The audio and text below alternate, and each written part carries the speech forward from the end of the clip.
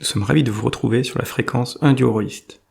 Pour suivre nos actualités, connectez-vous sur les réseaux sociaux ou en suivant le site indie-horroriste.net. Et nous sommes encore dans l'action cette fois, puisque Arthur et son groupe cherchent la solution à la malédiction qui touche le village de Froide-Gorge. Après avoir battu le maître d'un ours-hibou, qui lui s'est enfui, ils s'attaquent à la visite d'une deuxième partie du bâtiment.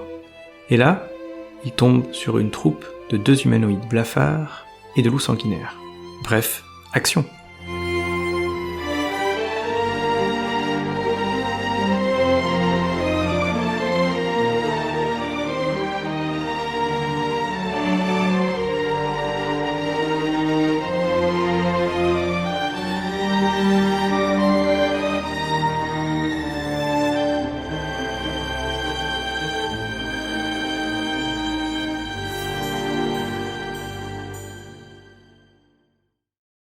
Donc, Init? Je peux pas dire un truc avant Init? Oui, bien sûr. Salut, c'est Mathilda qui nous envoie chercher la dernière livraison. Très bien. Maintenant je fais Init, à moins que tu veux que je fasse un jet, sinon je fais Init. Non, tu peux faire directement Init. D'accord. Donc il me croit pas? Non, malheureusement, il ne te croit absolument pas. Alors, ces humanoïdes. Donc, clairement, c'est une sorte on va dire d'elfe, mais avec une peau cireuse, quoi, ou non, cendreuse. Et l'autre, c'est un drachéide. Donc, comme vous êtes à la Cité Franche, vous en avez déjà vu. Lui aussi, sa peau, elle a l'air plus fade qu'une peau classique. Et les deux gros chiens, en fait, ça ressemble plutôt à des loups, en fait. D'accord. Qui réagissent. Et donc, qui étaient en train de, tout simplement, peut-être de jouer. Maintenant qu'il y a la lumière et ça, vous voyez qu'ils étaient en train de discuter avec des sortes d'osselets, comme s'ils jouaient entre eux, quoi. Mm-hmm. Ils ont pas l'air d'avoir besoin d'avoir la lumière, en tout cas, pour voir, quoi. Et donc, voilà, Init, donc. Ils sont en 15. Tanel, il est en 4. Et Cave, elle est 1.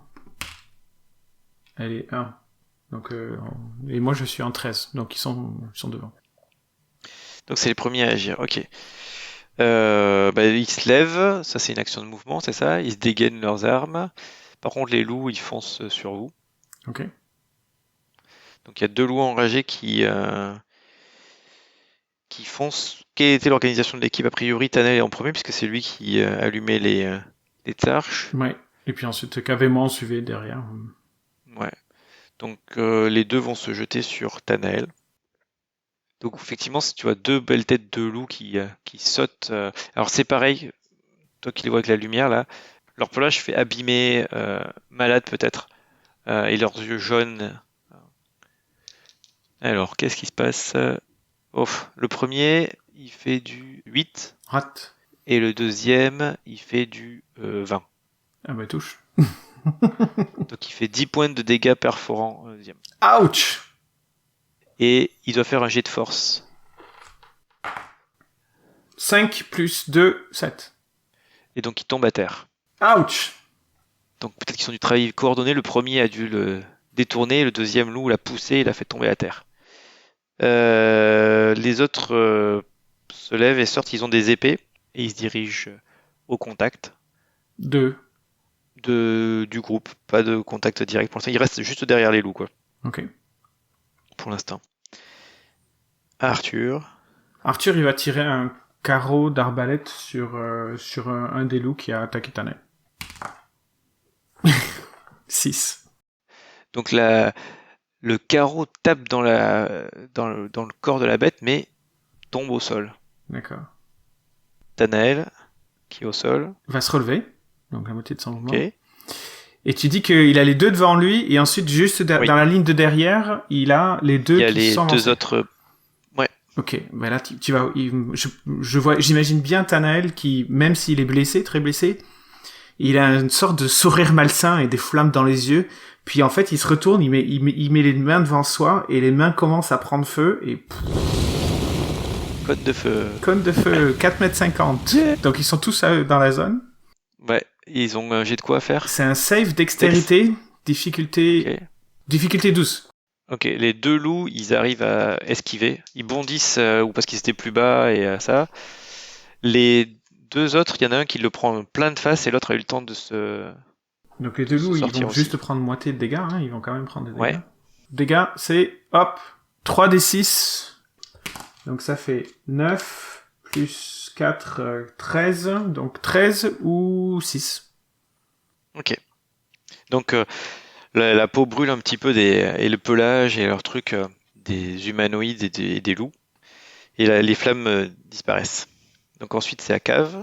Cave va se transformer. Elle va se transformer en loup. Parfait. Loup contre loup.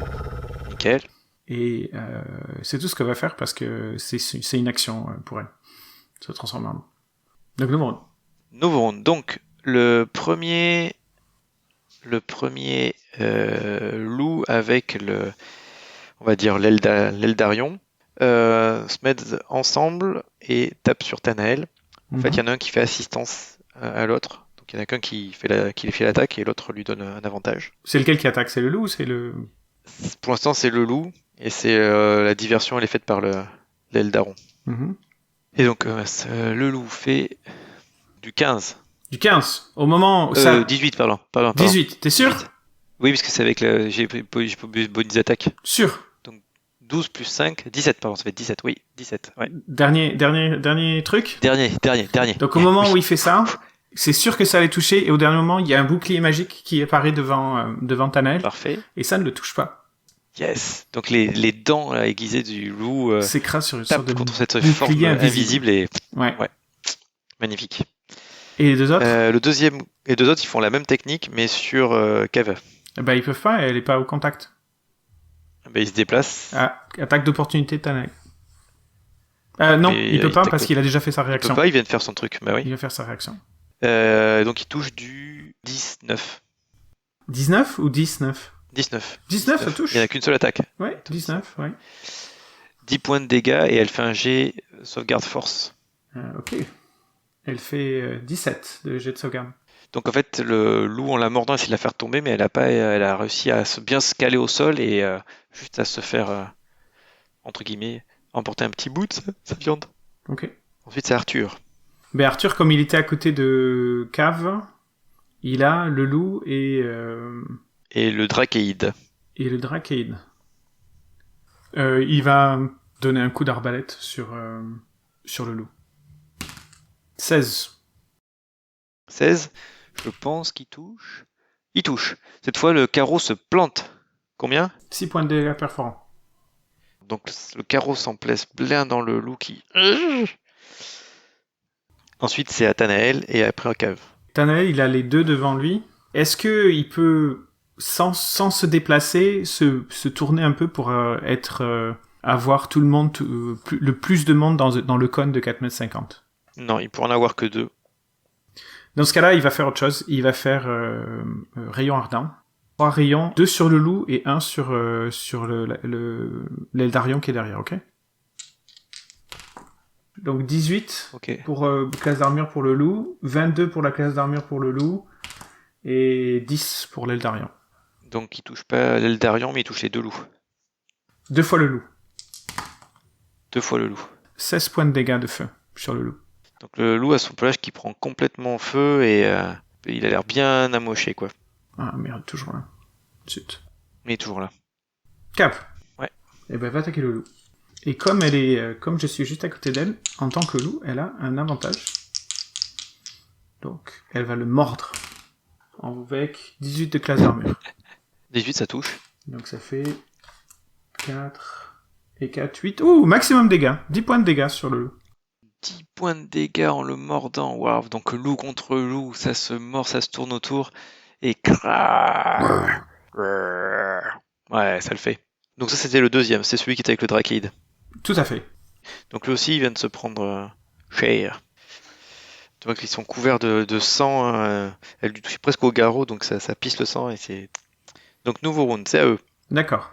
Le premier, donc loup avec l'Eldarion, refont une attaque en duo, entre guillemets, mais cette fois, celui qui tape, c'est l'Eldarion. D'accord. Donc c'est sur Tanael, c'est ça? Oui. 14 En fait, de classe dans un d'armure. mouvement, il arrive à frapper 2 fois, théoriquement. Il touche du 16 touche. et du 21. Bah, ça touche, ça touche. Donc en fait, avec son épée, il arrive à faire froum, froum, Par contre, étonnamment, ça fait pas tant de dégâts que ça. Et c'est que Tanael n'a pas tant de points de vie que ça non plus. Hein? Tanael Oui, n'a c'est pas vrai, beaucoup de points de c'est vie vrai. non plus. 2 x 8. 16. Ouf. Aïe. Aïe.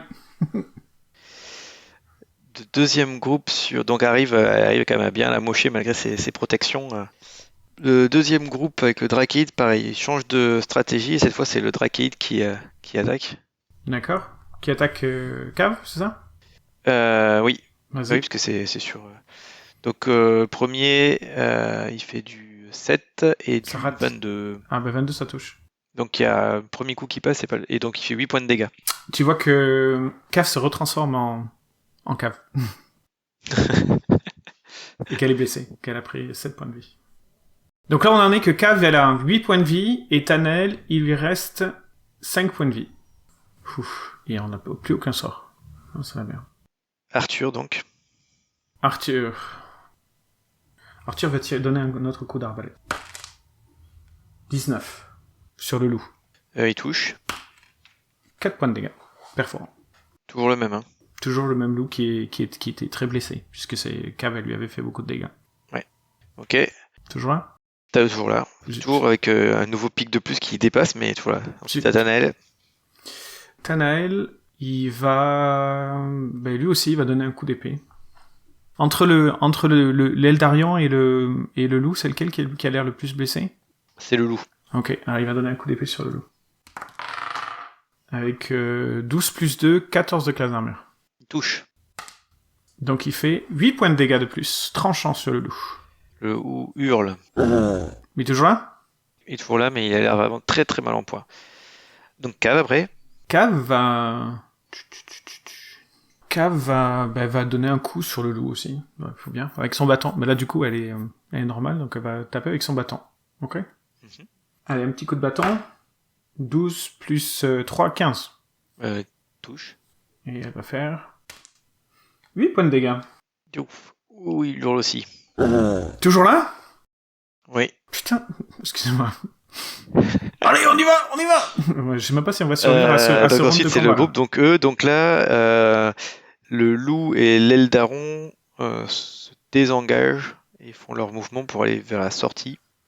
Donc ça, c'est loup d'Aran, c'était sur Tanael. C'était sur Tanael, ouais. Et ensuite c'est le loup et le Drakeid qui aussi se désengagent et vont vers la sortie. Donc ils s'en vont. Oui, pour l'instant. Ensuite c'est Arthur. Est-ce qu'ils sont déjà à la sortie ou pas? Non, pas encore. Au prochain tour, ils y seront, tu penses, vu comment ils sont déplacés. Il va tirer un coup d'arbalète. Pas de pitié. Sur le Drakeid. Ok. 15 de classe d'armure. Il touche pas. Tu vois que ça, en fait, ça touche, mais la La peau peau est... du Drakeid a l'air suffisamment résistante et ça tombe. Tanael. Tanael, il va prendre son arc, et lui aussi, il va tirer un coup. Sur l'Elarion, alors du coup. 21. Il touche. 7. Pouf, tu vois que la flèche se plante dans l'Eldarion, qui est toujours là, bien sûr. Et il y a une jolie décoration. Cave. Cave... Elle va leur crier « Et ne revenez plus, sinon on vous fera la peau !» Et elle va essayer de les intimider. Ok. Voilà, c'est tout ce qu'elle fait. Ok, donc ça. Donc nouveau round. Donc là, en fait, là, il y a que Cave qui les voit, puisque là, ils sont partis dans la salle. Il n'a pas eu le temps d'allumer les autres torches. Vous allez avoir, c'est le désavantage, c'est ça? C'est ça. Donc là, ils sont au niveau de l'entrée. Ils allaient passer l'entrée enfin la sortie plutôt. Ils allaient passer la sortie. Quand tout à coup surgit de leur côté, et donc Cave les voit à distance, elle arrive à voir, c'est à sa limite de vision, mais elle voit une créature humanoïde rentrer. Et ouais, à 20 mètres, on entend un peu quoi. Vous entendez que ça parle quoi. Ok. Un peu en colère quoi. Et donc finalement, tout le monde fait demi-tour. Merde. Est-ce qu'il y a une porte entre la sortie et là où nous on est? Entre la sortie et là, ils se sont éloignés de nous. Non, il n'y a pas de porte. Il n'y avait pas un seuil qu'on peut barricader ou quelque chose comme ça? Ce que vous pouvez faire, c'est rentrer dans la pièce où vous étiez au début, là où il y a les tables et tout ça, et en mettre par terre et vous faire des trucs comme ça. Vous pouvez sûrement faire quelque chose. Ouais. Mais là, il faudrait rentrer dans la pièce où il y avait il y a la plateforme, c'est ça? Non, non, non. Vous êtes arrivé, donc la plateforme arrive. En face de la plateforme, il y a le couloir qui fait 20 mètres et qui sort vers quelque part. Sur la gauche de la plateforme, il y a à peu près, je sais pas, 3 à 5 mètres avant d'être la grande pièce. Donc là, pour l'instant, vous avez passé les torchères qui étaient au niveau du panneau de contrôle, qui ont permis de voir une partie de la pièce. C'est là où il y a eu le lieu de combat. Puis ils se sont désengagés, ils sont passés. Donc, en fait, même techniquement, il faut même sortir il faut même se déplacer au niveau de la plateforme pour aller voir ce qu'il y a dans le couloir et voir ils sont là tous les 5, quoi. Sinon, là où vous êtes, vous voyez rien. Si vous êtes vers l'entrée je sais pas si je suis clair. Si c'était clair, mais en gros, ce que tu es en train de dire, c'est qu'on peut rentrer dans la pièce et barricader la porte. Bah, il n'y a pas de porte, mais vous pouvez, avec les tables, faire une sorte de barricade, oui. Ok, mais on fait ça. Attends, tout ce qui est par terre et tout ça. Donc tous les trois, on fait ça. Le temps qu'ils arrivent, on se dépêche, quoi. Oui, votre action, votre mouvement. Donc vous rentrez, les tables sont... sauf la table qui était avec là où les personnages étaient en train de jouer. Les autres, elles sont occupées par des alambics, il y a l'air d'avoir des tonneaux avec un liquide noirâtre dedans, choses comme ça. Donc vous mettez tout au sol pour faire une sorte de barricade. Ouais. Donc vous faites tout tomber, le liquide se répand sur le sol et tout ça. Ben, à la rigueur, on pousse les tonneaux vers eux, quoi. Comme si les liquides, ils se répandaient vers l'entrée, quoi. Ou vers la direction dans laquelle ils viennent. Ok, donc vous êtes derrière les tables qui... En fait, 2 tables, ça suffit à quasiment bloquer l'entrée, donc ça vous fait une sorte de petit mur, quoi. Et effectivement, arrivent de votre vous les deux loups au pied des 2 humanoïdes, et derrière une créature qui parle. Et donc vous avez fait couler le truc vers le... Ouais, donc du coup, les loups, s'ils arrivent, ils patochent dans la peste. Ok. Voilà la créature qui arrive dans le... Et qui s'approche... Un mort-vivant et Arthur est trop content. Non.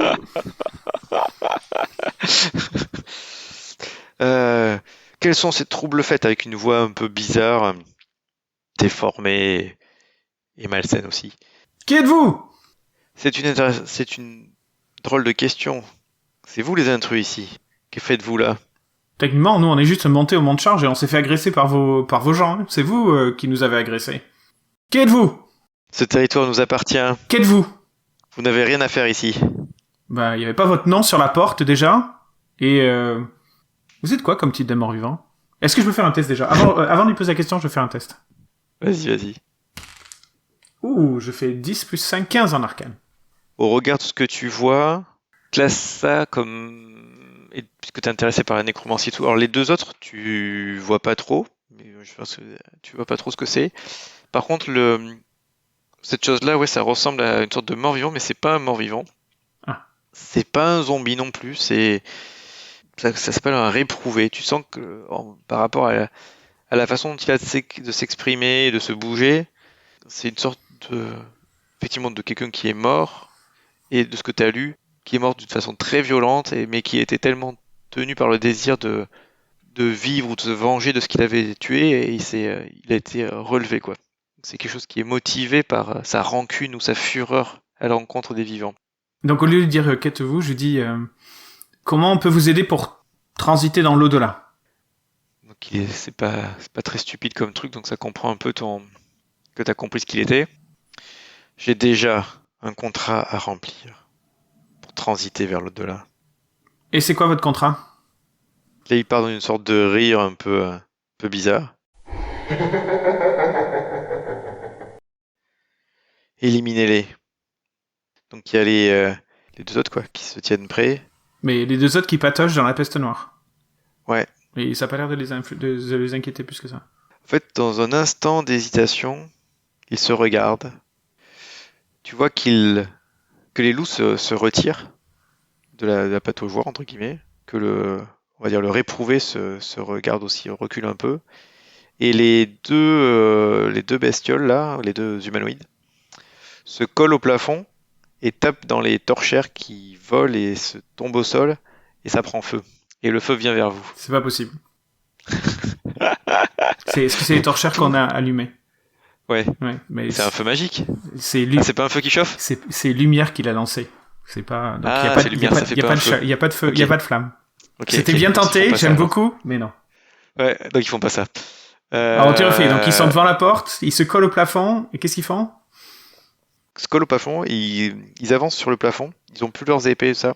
Ils avancent sur le plafond et dans ce cas-là, les loups vont venir et vont sauter au-dessus du. Donc vous allez pouvoir les accueillir et à grands coups de latte pendant que les autres passent sur le plafond et vont vous tomber dessus sûrement après quoi. Ok. En fait, même avec les tables, ils peuvent sauter au-dessus, donc c'est juste que vous allez les accueillir. En gros, ça ressemble un peu à une attaque suicide. Hein. Vu comment ils étaient blessés, les loups, ça va faire truc. Par contre, ça fait une sorte de diversion parce que le Eldaron et le Drakid, en fait, en avançant au plafond, ils sont au-dessus de vous et ils vont se jeter après derrière, quoi, par derrière vous, quoi. Ok. Donc c'est ce qu'ils font. Leur D'accord. mouvement, c'est dédié à l'action pour se placer après au tour suivant pour vous, quoi. Donc là, c'est à Arthur d'agir et après, ça sera au réprouvé d'agir. Donc Arthur, il va tirer sur un des loups qui se jette sur nous. Pas le choix. Vas-y. 17 plus. 17, c'est bon. plus Donc je au sais plus moment combien. du saut du loup, il a bien eu en face et plaf, la flèche lui transperce et c'est un cadavre qui tombe. Tu faisais sur lequel celui qui t'avait déjà amoché plein de fois? Oui. Ouais, donc c'est celui que j'ai compté. Donc lui, il tombe à rigueur sur le. Voilà. Ensuite, c'est. Oui, donc lui, c'est au réprouvé. Donc lui, ce qu'il va faire. Lui, il est de l'autre côté de la table, de la barricade. Il dégaine son arc et il tire. Alors c'est facile. Vous êtes tous les trois, vous êtes à couvert, mais on va dire 1, 2 c'est toi, 3, 4 c'est Tanael, 5, 6 c'est Cave. C'est faire? 5, Cave. Ouais. Alors, touche du 21. Ça va être bon. Putain, il est chanceux. Enfin, remarque 21, je sais pas, avec ton plus 2, elle a combien? C'est bon, Cave? 11 de classe d'armure plus 2, ça fait 13. Hein. Ah oui. C'est pas suffisant. Et 6 points de dégâts, perforant. Donc là, elle était à 8. 8 moins 6, 2 points de dégâts. Oh, 2 c'est points bon, de le vie. tir. C'est bon. Ouais, c'est clair. Donc, ouais, pour Arthur qui a étudié toutes les nécromancies, les morts vivants et tout ça, effectivement, c'est beaucoup plus agile et puissant qu'un zombie ou un mort vivant. Ok. Ensuite, Nathanaël. Et Tanel, il va. Bah, il y a le loup qui se jette sur lui, hein. Il n'y a pas le choix. Vas-y. 15 plus 4, 19. Il touche. C'est même pas peine de faire les dégâts. Le deuxième loup tombe aussi. Mhm. Cave. Ils sont à quelle distance en hauteur? Bah, au plafond, donc à 2 mètres et quelques. Ok, elle va donner un coup de bâton vers le haut. Puisqu'ils Ok, ils arrivent un peu, sur lui, ouais. comme ça, avant qu'il tombe. Ouais, ouais. Pardon. Elle peut en toucher, ouais. Voilà. Elle fait sur lequel? L'Eldarion ou sur le Drakeid? Sur celui qui était plus blessé. Celui qui a l'air de marcher le moins bien. Celui qui a l'air le plus baisé, c'est l'Eldarion, et vous savez aussi que c'est lui qui a l'air d'avoir le moins de classe d'armure. Ok, donc elle a fait 17 plus 3, elle a fait 20. Donc 17, c'est bon, elle touche. C'est bon, elle touche. Et elle fait Vas-y. 6 plus 1, 7 points de dégâts. C'est pas mal. Bah, c'est le- son maximum paf. de dégâts, tu rigoles. Ah ouais. Écoute, c'est déjà pas mal. Donc il a pris un coup. Donc maintenant c'est à eux. Ben, maintenant, nouveau round, ça, ouais. Ouais. Donc ils tombent sur vous. Par contre, ils ont pas leurs épées là. Enfin, c'est rangé, ils tombent et ils attaquent avec morsure et griffes. Super. Ça me Sympa. rassure. Ah bah, c'est sympathique. Donc, ils attaquent qui? 1, 2, c'est toi.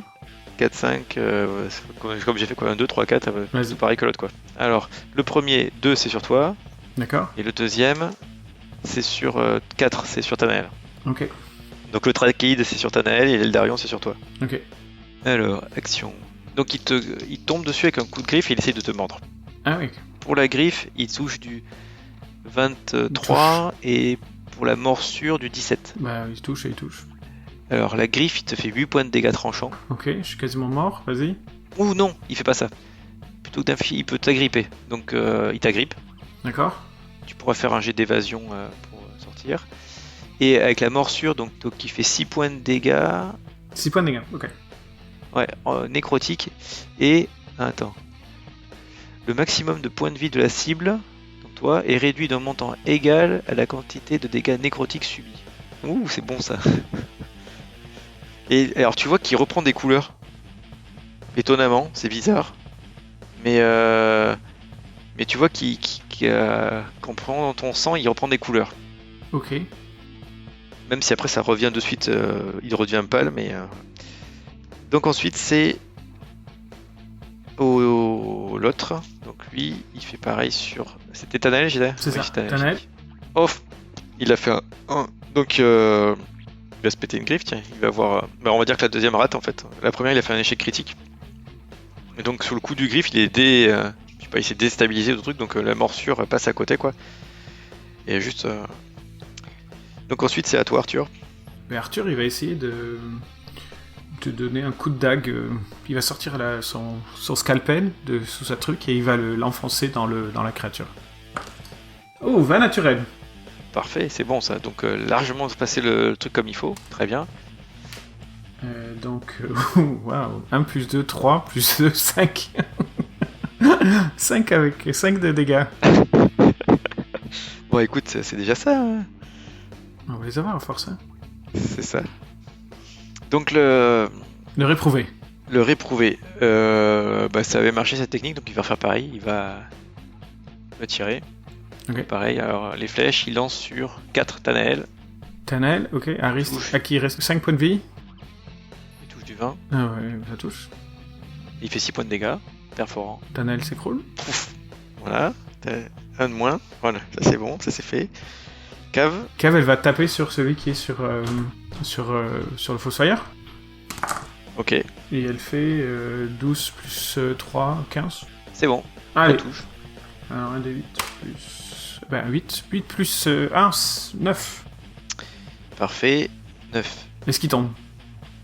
Non. Non, c'est pas si bien que ça alors. Écoute, c'est déjà ça.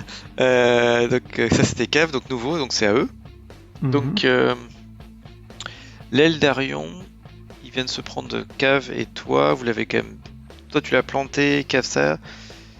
Il va se désengager. Donc il me relâche. Et ouais, Parce qu'il est en grapple. donc il te relâche.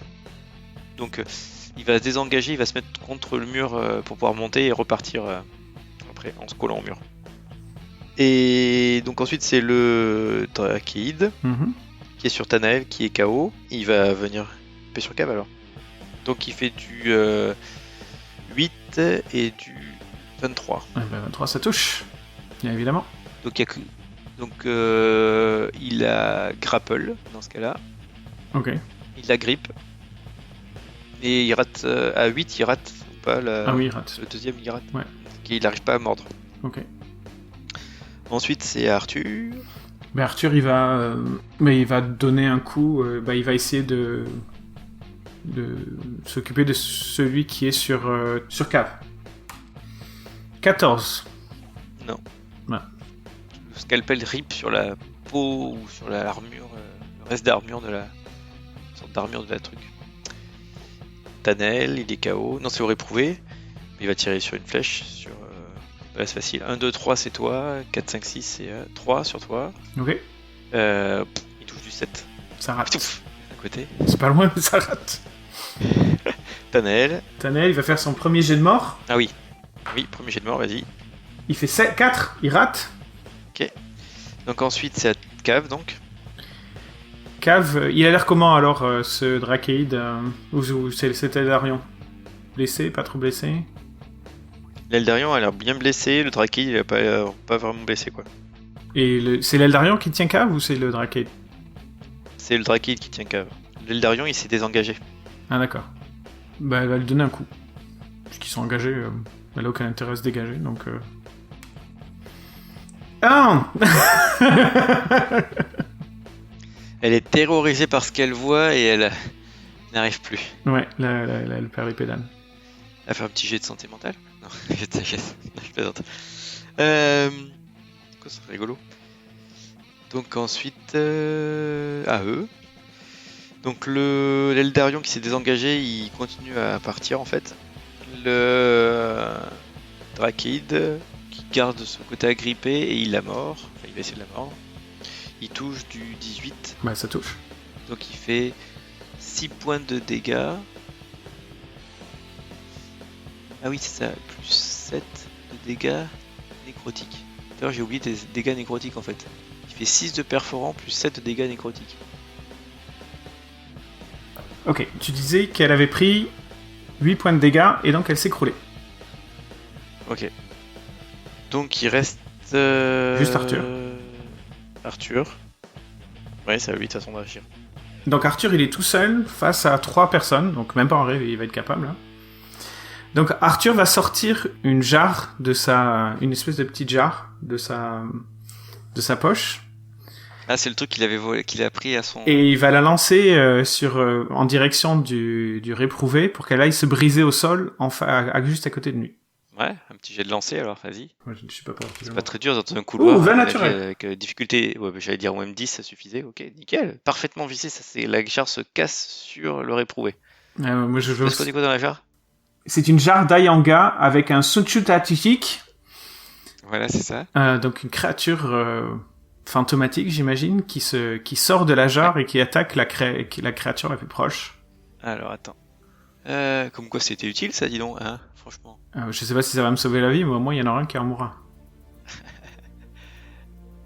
Au moment où la jarre se casse, il y a une sorte de fumée très dense qui apparaît, qui commence à prendre forme. Et ça ressemble à un mort-vivant, humanoïde avec des griffes, mais toujours un peu cette forme intangible avec la fumée. La seule chose qui dénote encore plus que cette forme intangible, sombre et noire, c'est là où sont les yeux, une lueur bleutée, un froid intense. Et cette créature, qui a l'air pourtant intangible, se met à attaquer effectivement sauvagement le réprouvé. Et effectivement, en quelques tours, là, il faut savoir qu'est-ce qui se passe à côté, parce que pendant ces quelques tours, toi, pour Arthur, il va se passer quelque chose aussi. Mais il va se mettre effectivement à découper, le réprouvé va essayer de taper dedans, mais ça passera à travers. Des fois, la créature va passer à travers lui, de se retrouver de l'autre côté, ainsi de suite. Et de temps en temps, il y aura un cri, une sorte de hurlement aussi, et il va s'effondrer. Mais est-ce que c'est graphique ? C'est graphique dans quel sens ? Est-ce que ça fait peur quand tu le regardes ? Est-ce que c'est graphique ? Est-ce que ça fait peur ? Le truc, c'est que est-ce que Arthur va regarder ce qui se passe ou s'occuper du fait qu'il y a un Drakeid et un Eldarion qui est en train d'agir ? Ni l'un ni l'autre. Arthur, ce qu'il va faire, c'est qu'il va se retourner vers parce que parler c'est gratuit, il va se retourner vers ses 2 autres adversaires et il va leur dire: J'ai invoqué le mal. Si vous voulez pas qu'il vous arrive pareil, allez-vous-en tout de suite. Et il va essayer de les impressionner. Mais plus c'est graphique, avec un peu de chance, ça va lui donner un avantage pour l'impressionner. Ou pas. Ouais, tu peux largement faire avec un avantage, ça c'est sûr. Ah ouais. Avec avantage, ça fait 14 plus... plus 2 en intimidation. 16. Plus 2, c'est déjà pas mal. Oui. 16. Le Fossoyeur est très charismatique, naturellement. C'est pas son métier, mais il est très charismatique. 16, ok. Alors attends, je regarde de leur côté. Le but, c'est les faire fuir. Ah oui, je pense que j'ai compris. Je vais refaire un petit jet. Effectivement, le Drakeid, en regardant le mort-vivant, spectre Suntajajik, sorti de la jarre d'Ayanga, détruire son chef, se réprouver, regarde Arthur, et finalement se désengage et s'en va. Laissant donc Arthur seul au milieu de ses amis mourants, et de cet esprit qui peut éventuellement se retourner contre lui. D'ailleurs, le spectre fonce. On a la caméra qui peut zoomer sur ce spectre qui fonce à travers la pièce et traverse Arthur, puis se stabilise en forme juste devant. Il se regarde. Donc on a un gros plan sur les yeux d'Arthur et sur les yeux bleus perçants et froids de la créature. Arthur remercie celle-ci et sent en lui maintenant l'éveil qui est accompli. Et la créature disparaît.